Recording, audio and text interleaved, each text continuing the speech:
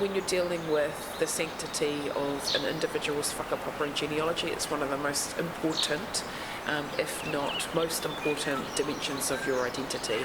That's where the real value is, that's the value of being an Indigenous person, being part of a tribe, is that we can lean on each other and we have the same kaupapa, the same vision for the future. Tēnā koutou katoa, tēnā koe, ko Kaimuri Dan tōku ingoa, iri tēnei no Ngāti Manawa ki te Rarawa, ngā puhi nui tonu, ngai tā manuhere, Ngāti Mahanga me Ngāti Kahungunu.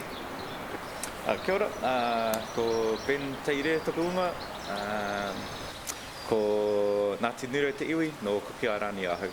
So Āhau is, it's a whanau data platform.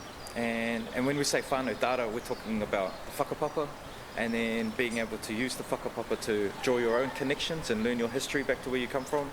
It's also being able to use the whakapapa to create your whanau registry. So you try whanau, hapu, iwi, whatever that looks like for you and your whanau. Kia ora, tēnā koe, Kolani wharerei tōku ingoa, he uri no o te hikatu, ko Moria taku marae.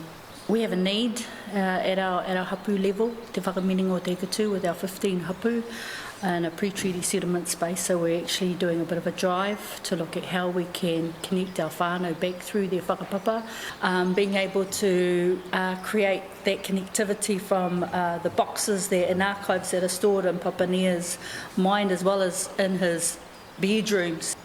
So that's one level, and that's at a higher, broader level because that's 1600 years, that level of conversation that Papa deals with.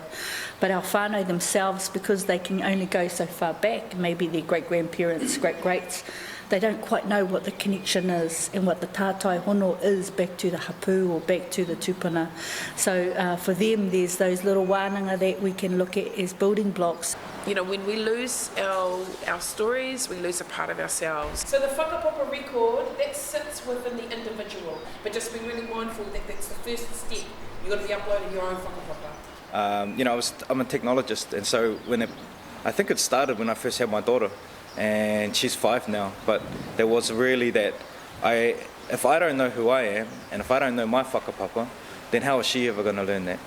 The second one is tribal registers, because iwi will be looking for certain things, hapu will be looking for certain things, and marae will be looking for certain things.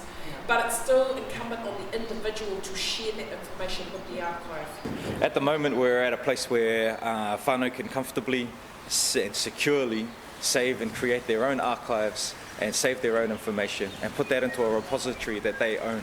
The third part around cultural archiving, which is a discipline of itself, and it is a discipline in regards to the process and practice of archiving, filing, sorting, tagging, and then there is another process around oral history. So the big part of what we were doing was always making sure that the system that we built, and pretty much why we got into this journey, was because we wanted to make sure whānau could stay in control and have ownership over their own data. And our plan is to try and help make that information in partnership with communities more accessible, but also with protection in mind, and therefore it must be at the direction of those communities who decide who has access, when, what for and why, and therefore the technology should not dictate that, but our people ourselves.